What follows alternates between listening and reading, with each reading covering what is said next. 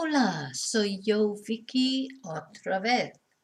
Y en el video de hoy, en today's video, vamos a mirar 10 verbos españoles empezando con se or se, depending on where you are speaking Spanish. And funnily enough, one of the verbs that we're going to look at refers to this. So si, or you can pronounce it as a letter in Spanish either se or se. And we're going to look at 10 verbs that start with this letter. And I think I'll wait till we get to the verb that refers to the pronunciation of C before I start to explain it a bit more. Now, when it's pronounced in a word, it depends on the letters that follow it. So our first verb that we have, caber, is CA. So it's a K sound when it's followed by an A. Caber, to fit in. So, for example, the example we've got there, we're using the future tense. No cabrá en ese rincón. It will not fit in that corner. And caber, as far as caboca, I think it's a regular verb more or less all the way through.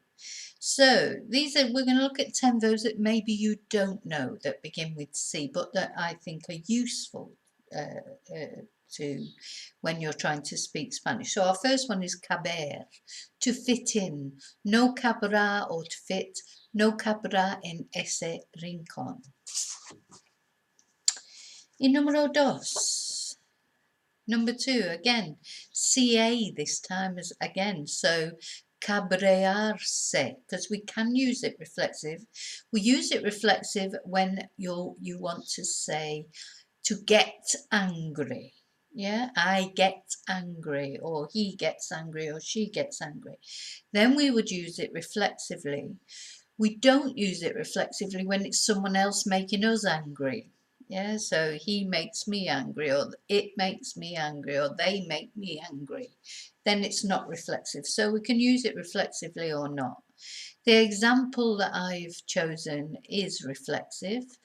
Pedro llegó tarde, that's an R, tarde, y me cabreé. You know, Pedro arrived late and I got angry. I could have said he made me angry, and that would be y me cabreó. Okay, another one that we can use either reflexively or not. Caducarse, to go out of date. Now you see this if you live in Spain, you go to the supermarket, you'll see the fecha de caducidad, or it might say caduca and then the date. But basically, if you look for that on the packet, the word or the verb caducar, somewhere on the packet it'll tell you when your whatever you've bought will expire. So it's to go out of date or expire. So, for example, no podemos comer el jamón. Se ha caducado ya. So we can't eat the ham. It has gone out of date already or now. Because ya can mean both. So caducarse, to go out of date. No podemos comer el jamón. Se ha caducado ya. Vale, después tenemos número 4. A nice easy verb. I thought put a couple of easy ones in as well that actually sound like what they are. Calcular. Calcular, to calculate or add up. Muy fácil. Regular, creo en todos los tiempos. I think it's regular in every tense. So, María y Ana calcularon sus errores. Habían muchos. So Maria and Anna calculated their mistakes. There were a lot.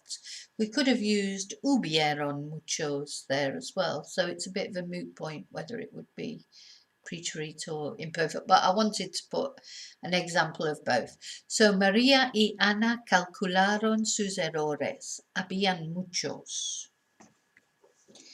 And this is the verb that I was referring to earlier. So, oh no, it's not. It's not the next one, sorry. You know I've got to do at least one thing wrong in every video. Caracer. Now, this is a false friend, so we've gone from calcular, that sounds like it should be, to caracer, which sounds a bit like caress, doesn't it? But no, it's to lack, to lack. So estos días la gente carece cariño por otros países, for example, which would be these days people lack care or lack affection for other countries. It's just an example. I'm not making a statement there. Estos días la gente carece cariño por otros países. So this is the one that I was referring to. This is an interesting verb. It's a new verb for me. Very interesting. So, desear. Desear. And this is when you pronounce the S as a Z, like they do in Spain, technically. So I don't know if you know the story of the pronunciation of the where like gracias, for example, that's a prime example. Some parts of Spain, especially near Madrid, the C is pronounced when it's followed by an I or an E, the. In South America, it is never pronounced this way. It's always pronounced like an S. Yeah, so it would be gracias, not gracias. It's a very Spanish thing, even though Spanish, the language, is spoken, in many parts of the world. Only in Spain do we lisp the C when it's followed by an I or an E. And you may or may not know there's the urban legend that a king of Spain, I can't remember which one it was, had a lisp. And so everyone started copying the way he spoke just so that he didn't feel stupid. So everyone started saying th instead of sir. Maybe it's true. Certainly, even on the outskirts of Spain itself, or the further away you go from Madrid, the less likely you are to hear the S as a th. For example, in Murcia or Murcia, because people from Murcia, they rarely pronounce it as a th either. So maybe it's true. But basically, cecear is to pronounce this S as a Z. So we might say, en Murcia, la gente generalmente no cecea.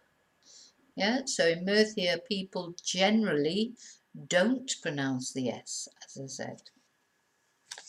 Okay, back to an easy one now. Celebrar. Celebrar, to celebrate. How much easier could it get than that? Cada año celebramos la Navidad. Every year we celebrate Christmas. So, yeah, nice easy one. Celebrar, to celebrate. And this one I picked just because I think I like it. I like the word in English, and I just thought it was an interesting word, a verb. So, centellear. Bit of a mouthful, sorry about that. Centellear. And it's to twinkle or sparkle. What a lovely word, isn't it? So you can see it's got the double L in there, which of course it has in estrellas. So esta noche las estrellas centellean mucho. So tonight the stars are sparkling or twinkling a lot. Okay, this one I think is an interesting verb because, yeah, you can relate it even to contest, I suppose. Contestar, to answer. So this is, I think, a useful verb. Nunca contesto el móvil cuando estoy en clase. I never answer my mobile when I'm at home in class. Contestar, to answer. And last but not least of these 10 that I've picked, of course there are lots more verbs that start with C, but I just wanted to pick out 10 sort of interesting verbs that you might not know and that would be useful for you. And the last one is charlar, to chat. So while hablar, of course, is to speak, charlar is specifically to chat. So, ayer charlé con Bea en la calle. Bea is short for Beatrice or Beatriz in Spanish. So, ayer charlé con Bea en la calle. Yesterday I chatted with Bea in the street. Because you know Spanish people like to talk in the street. Okay, so let's just go through them one more time before we finish. So we started with caber, to fit in. No cabrá en ese rincón. Then we had cabriarse, to get angry. Pedro llegó tarde y me cabré. Caducarse, to go out of date. No podemos comer el jamón, se ha caducado ya. Calcular, to calculate or add up. María y Ana calcularon sus errores. Habían muchos. And this interesting one, strange verb really. Carecer, to lack. Estos días la gente carece cariño por los otros países or otros países. And then this other one, strange one. Cecear, to pronounce the S as a Z, like in Spain. En Murcia la gente generalmente no cecea. And our nice easy one, probably one of the easiest verbs, celebrar, to celebrate. Cada año celebramos la Navidad. And then we have número 8, centellear, to twinkle or sparkle. Esta noche las estrellas centellean mucho. Then we have contestar, to answer. Nunca contesto el móvil cuando estoy en clase. And last but no means least, very handy little verb, número 10, charlar, to chat. Ayer charlé con Bea en la calle. Okay, so there you go. There's 10 more verbs to add to your repertoire. Did you already know any of them? Let me know what you think. I hope you found the video useful. As usual, if you did, please give me a thumbs up. And if you're new to the channel, please, and you haven't subscribed yet, or even if you're not new to the channel but you haven't subscribed yet, please consider subscribing. It is completely free and it just helps me out with the YouTube algorithms. Okay, vale, so ya está, and I will, como siempre, as always, te veo muy pronto en el próximo video. I'll see you very soon in the next video.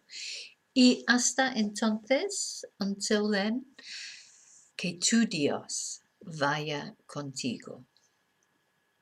Adiós y gracias.